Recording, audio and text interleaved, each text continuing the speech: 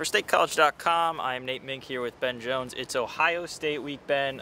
There's about 140 kids, 140 tents up at Nittanyville. Yeah, 140. Over 1,000 kids up at Nittanyville. I think it's a big game this weekend. I think maybe just a little bit, a little bit. Yeah. Well, we're coming to you Wednesday's practice here at the Lash practice fields. Penn State, Ben, winners of 5 straight. Ohio State, only unbeaten team in the Big Ten. Both are 1-2 in the leaders division.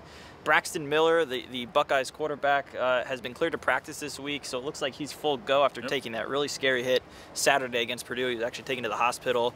His neck is still sore, according to Buckeyes coach Urban Meyer, but all indications are he'll be a full go on Saturday. And Kenny Guyton, the other young Buckeye quarterback, could also play. He, of course, came in relief of Miller in the second half against Purdue and basically drove down the field in 40 seconds and forced overtime, and Ohio State went on to win that game.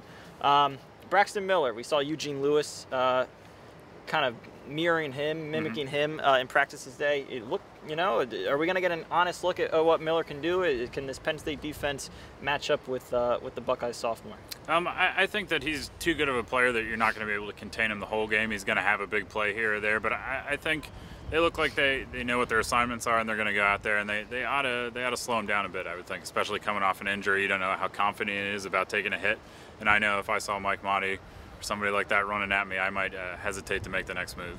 If you're Penn State, you obviously saw a lot of success with your no-huddle offense against Iowa, which they dubbed NASCAR here. It really just totally looked like caught Iowa off guard. They had no answer for it at all. Penn State raced out to a huge first quarter lead and subsequently a 38-0 lead at one point in the fourth quarter. Do you try to rev that up even more?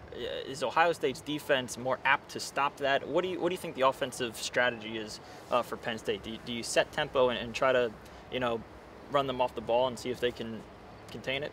Yeah, I think Penn State will come out and try and take the lead early. I think that'll go a long way towards them winning the game if they're able to do so. You get the crowd in it, you get the defense playing with the lead is always good. I think Penn State they'll do the NASCAR as fast as they can because you don't want to go crashing into the water barrels or anything like that, like they do at Daytona or something like that with your car.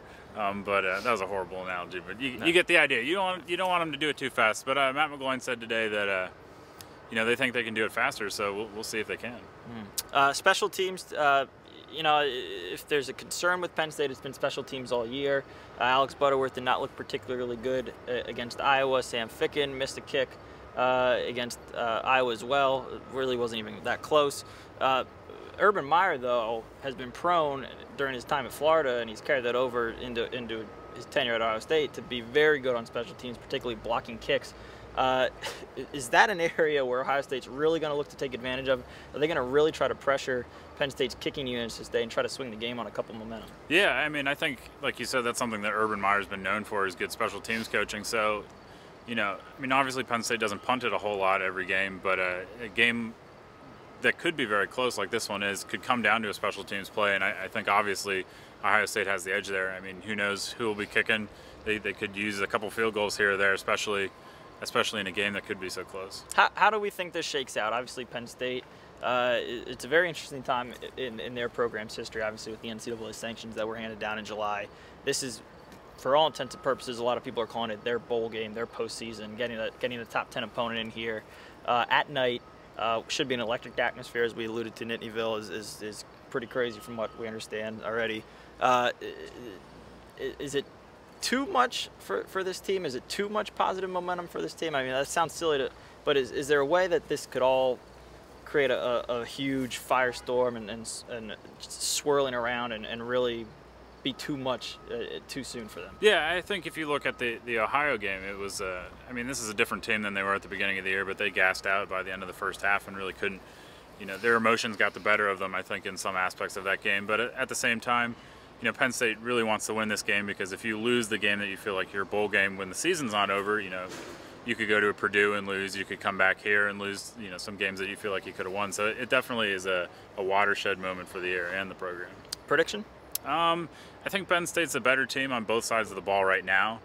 That being said, if you can't slow down Braxton Miller, he's shown that he's plenty capable of scoring points in bunches and in a hurry. So, I think it's going to be a close game. I think Penn State's going to win it because Ohio State's defense isn't quite where it needs to be to stop Penn State's offense and how it's playing right now, but I could see Ohio State winning this as well. I think I'm along the similar lines right now on Wednesday. You know, I probably could think about this a little bit more and maybe come up with a different result. But right now, I think, you know, Penn State, their last true running quarterback they faced that they really had problems with was Denard Robinson in 2010. He came into Beaver Stadium, which was also a night game, an 8 p.m. kick, ran for about 190 yards on Penn State, and they still managed to win that 41-31. Yeah. Now, Michigan's defense that year was absolutely abysmal. Yeah. Ohio State's defense is down compared to what their standards are typically. But, you know, I think Penn State has the better quarterback, for sure. It's particularly one that can throw the ball in McGloin. And I think that really is kind of how these games are determined. I mean, Braxton Miller's gone into some tough environments over the years and won games. I believe they had that game at Wisconsin last year. You know, they both were red, so my memory's a little foggy with that. But he definitely went into Nebraska this year and put up, what, 60 points? Yeah, So they can put up points, but I like McGloin, his command of the offense right now. It really, I think, is all, everything's clicking right now with this team. And defensively, I think they are superior than Ohio State. And, you know, in the past, we've had, at least have been, for the most part, very defensive-minded games, at least the ones that Penn State had managed to win out. And you know, I think Hodges, Mowdy, Jordan Hill, Steph Morris, Glenn Clarkson Jr., but for the most part, their best senior players on defense. This is their time, and I think that you know, they've been waiting for this game, and I think it's going to shine through on Saturday. So we will see you from Beaver Stadium on Saturday night. You all should probably show up. They could use your help. You don't want to miss this one for sure. For StateCollege.com, I am Nate Mink. He's Ben Jones. We'll see you Saturday night from Beaver Stadium. See ya.